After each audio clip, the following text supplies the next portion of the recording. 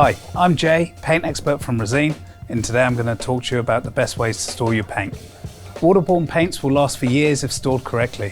It's best not to store them directly on a concrete floor, as big temperature changes will affect the paint quite quickly. I'd suggest storing the paint on a shelf. Just make sure there's no sharp objects on the shelf so you don't pierce the bottom of the paint. Sounds simple, but I've seen it done many times.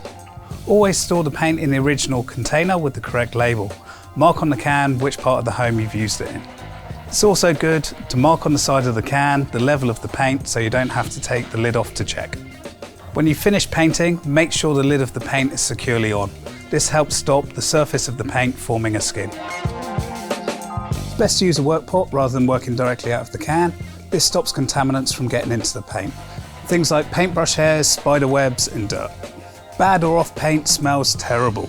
It's best not to use it. If you're not sure, bring it into a local Resene colour shop and they'll check it for you. I've had customers bring in paint that's 10 to 15 years old, and with a quick strain, it's all good to use.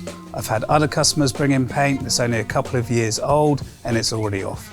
It's all about how it was stored. You can bring all your old paint back into the Resene colour shops and we'll recycle it through the PaintWise programme. The wet paint gets used for community projects and we'll recycle the old cans and pails. If you're looking for any more help with your painting projects, go to the MasterStroke by Resene website.